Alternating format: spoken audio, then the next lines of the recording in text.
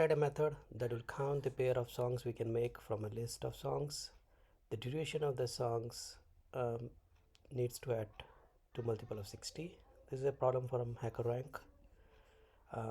We'll talk about the solution and how did I approach it, and we have the test case. You can see that we have the test case passing in the with the optimal solution.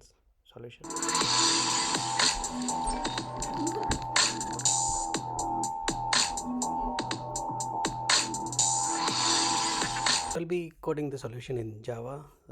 If you use any other languages, you can pretty much translate that in the language, but the logic should be same. So let's start first with the brute force approach. Right? It's a simple. All we have to do is just go through two loops, and then basically, since we need to pair, just start from. So get the size. Right? This is my total size coming in. You can start from the loop from going from one to the nth element.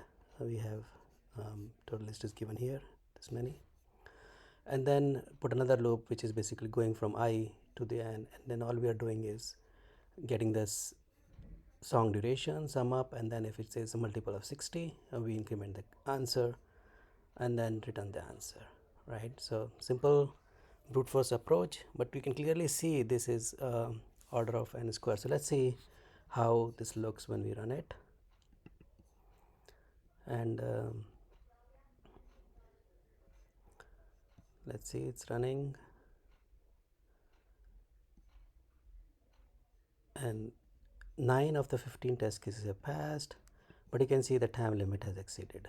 Right? So this is not optimal solution, because the order of the on the duration it's taking, right, is going through twice, so it's n square, right, n times n, the complexity of the algorithm.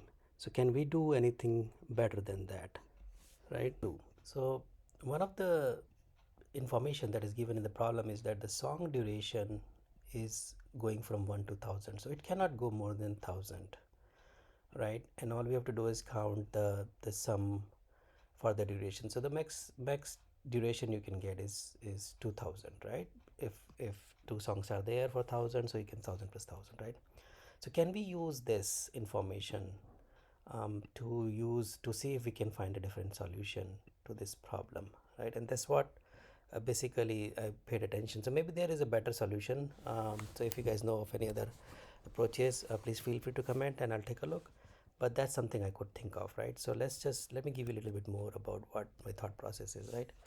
So what we are going to do is, so we just create an array of 1 to 1000 elements, right? And all what we do is, this is represents the duration, right? This is duration, and we go through our playlist, and then whatever duration we find, we go and put that at that particular index. We just increment the count, right?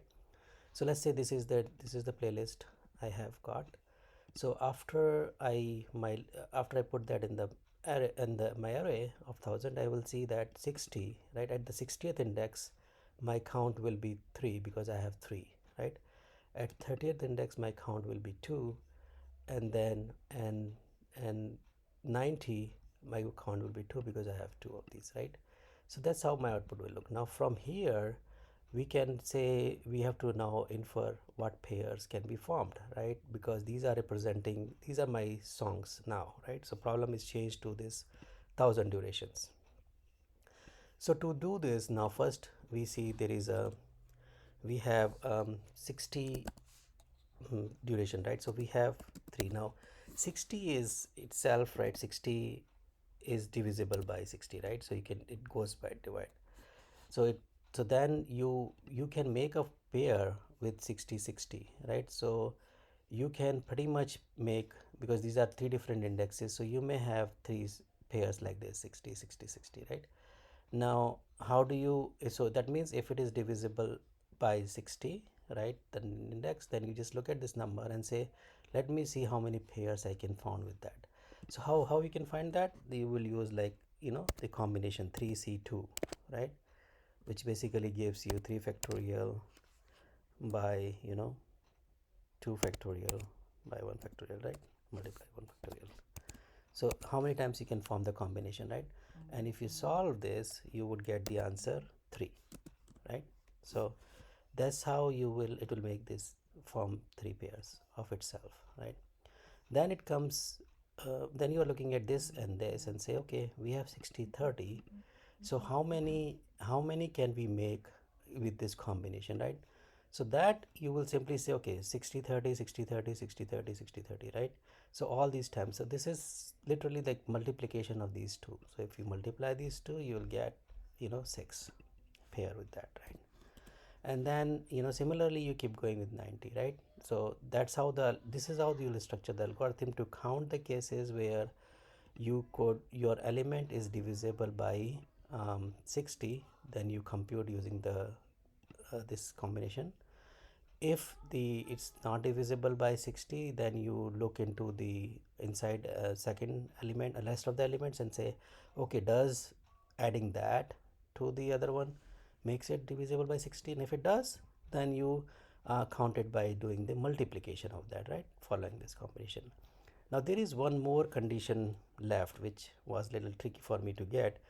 Is if you have, let's say you have this particular case, right, 30, um, within the, if you have 30 there instead of 60, right? So this one is also a single element case, but by adding itself, so it is not divisible by 60, but by adding it to itself it is divisible by 60. So it will really fall into the same category as this one.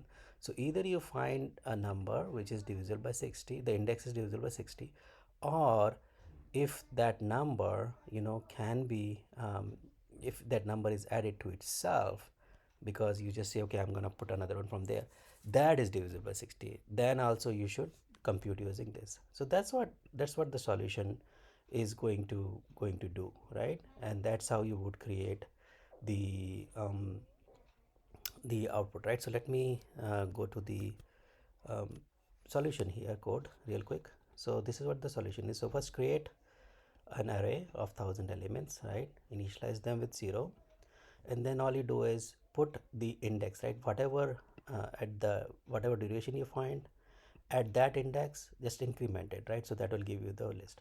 Now this is the one which is we are going to use the form the pairs, right?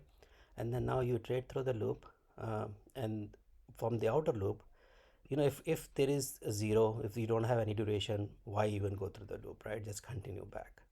But if you have, then you just check this first condition I said, right? If it is divisible by 60, then that means it can form a pair with itself. Or this is the other one I said, if it summed it to itself, then also it's divisible by 60, because this will cover the cases, where this number is not divisible by 60, but when you add it to it, then it becomes 60, it can be divisible by 60. If both are the cases, then what we do is we just, this is the one I give C minus 1 by 2. This is how we compute. This is the same way 3C2. So it's applying a simplification of computing this combination formula, right? And you get the count, you bump up the answer, right? And you say, and this is just my, some debugging I added in the inner loop. So if it is not divisible, if none of these condition, then let's see if the sum is divisible by 16. If it is, then like I said, all we're gonna do is just multiply it. We count it, right? The sum is we multiplied, we add it to the answer, and that's it. And then that's how you get it. And if you just now run the test, you can see, up, did I do wrong here? And t is equal to, I think I mistyped something here.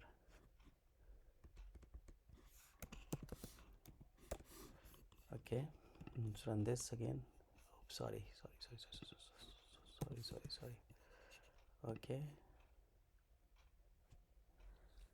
and come on. So the test case passes, right?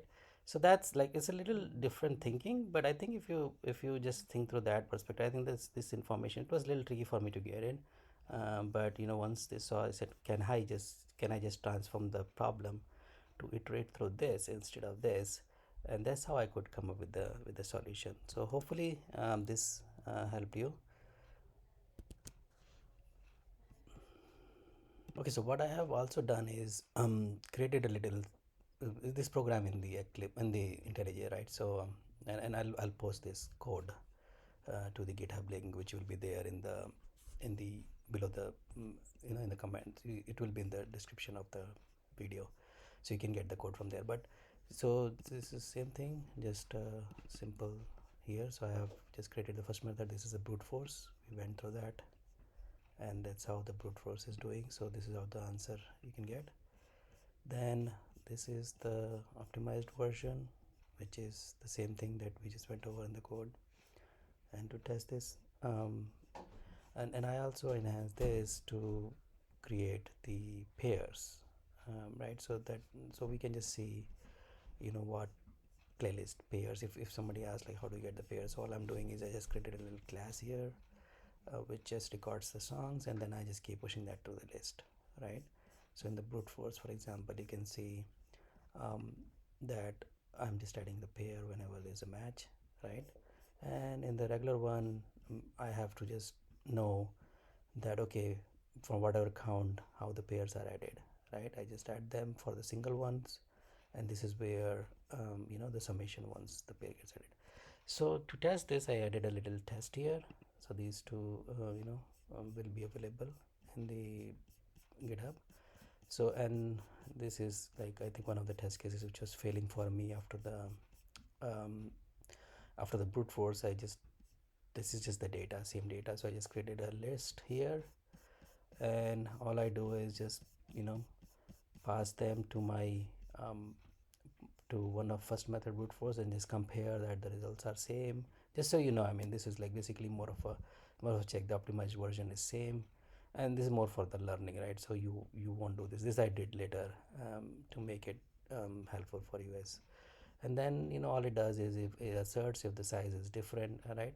And then as a check, right, it just basically keeps removing. So at the end of this, you pretty much should not have anything left into this pair if the pairs are same, right? So this ends up matching. So little exercise, and that's it on this problem. I just ran into this problem, so decided to put a video on it.